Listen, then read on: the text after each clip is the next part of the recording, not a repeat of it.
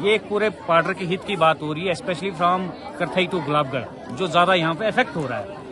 तो इनका कहने का मतलब ये है कि वो यहाँ पे आ जाएंगे बीइंग एन पब्लिक सर्वेंट, और डीसी साहब को इसमें कोई दिक्कत भी नहीं होनी चाहिए, वो आके यहाँ इनको संबोधित कर दें।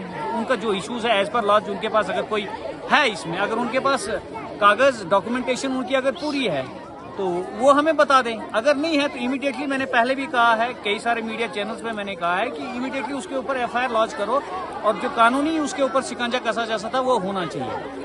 तो बाकी बच्चे अभी वेट कर रहे हैं, वेट करेंगे हम, कोई बात नहीं। अगर डीसी साहब आते हैं, इनको अगर इंटरेस्ट करते हैं तो अच्छी बात होगी। 4-5 मेंबर्स की डेलीगेशन अगर ये कहते हैं कि अंदर लेके, वो इनको नामंजूर है। Thank you. आज सुबह से यहाँ पे प्रोटेस्ट चल रहा है। सुबह हम 9:30 बजे यहाँ पे पहुँचे। डीसी साहब ने पहले बोला कि हम 11 बजे आपसे मिलेंगे, लेकिन उसके बाद भी 11 बजे से अभी सवा 12 हो गए, सुबह 2.5-3 घंटे हो गए।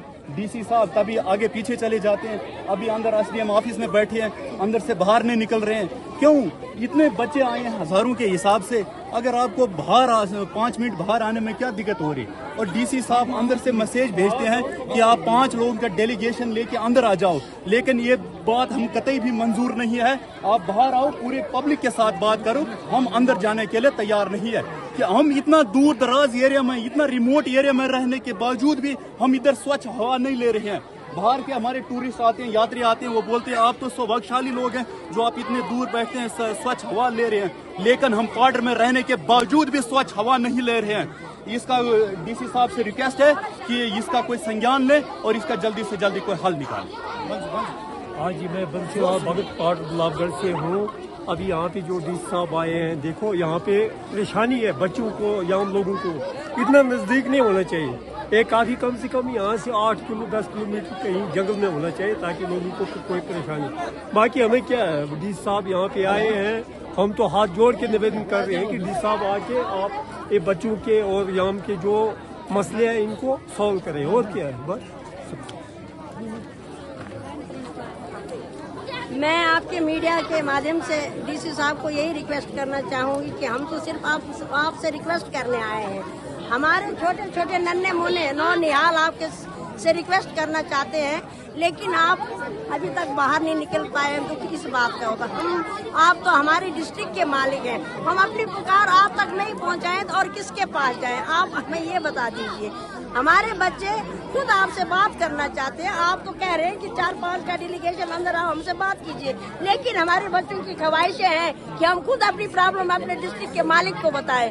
लिहाजा हाथ जोड़कर रिक्वेस्ट है कि हमारे बच्चों के सामने आए, पेश करिए इनके साथ जो बीत रहा है, आप बीती इन पर जो हो रही है, उनकी बातें सुनिए। हम यही रिक्वेस्ट करना चाहेंगे।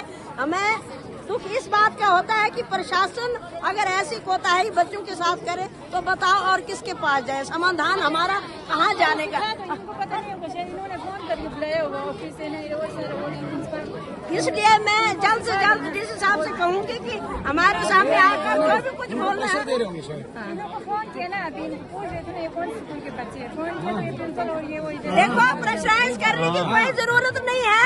क्या एक स्कूल का बच्चा खुली हवा में सांस लेने का अधिकार नहीं रखता है? किसी को प्रेशराइज होने की कोई जरूरत नहीं है। मैं भी एक प्राइवेट स्कूल की टीचर हूँ, मेरे बच्चे हैं, उनको भी दिक्कत है सांस लेने की। मैं एज ए महिला विंग पैरेंट से डीसी साहब से रिक्वेस्ट करना चाहूंगी कि हमारे बच्चों को भी चाहिए और इनकी पुकार सुनिए।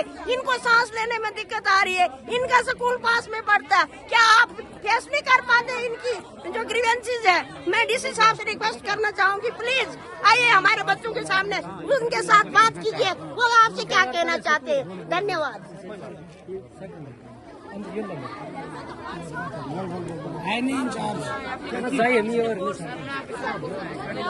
ये भी आएंगे। बेसिकली क्या कर रहे हैं, देखिए, सबसे पहले तो मैं ये क्लियर कर दूं, हमारे जो अंदर एडमिनिस्ट्रेशन के लोग बैठे हैं, मैं आपको ये क्लियर कर दूं कि ये जो मूवमेंट चल रहा है, ये जो प्रोटेस्ट चल रहा है, ये किसी पार्टी विशेष का नहीं है, ना ही इस पार्टी का कोई लीडर है। ये सब स्टूडेंट्स हैं जो यहाँ पे आए हैं अपनी ग्रीवेंसेस को लेकर। हमारे अभी हमें सुनने में आ रहा है कि हमारे जो स्टूडेंट्स यहाँ पे आए हैं, जो 4-5 स्कूलों के लड़के हैं, बच्चे हैं, और कॉलेज के जो बच्चे हैं उनको उनके टीचर्स को फोन करके ये प्रेशर दिया जा रहा है कि आपके बच्चे यहाँ पे कैसे आ गए।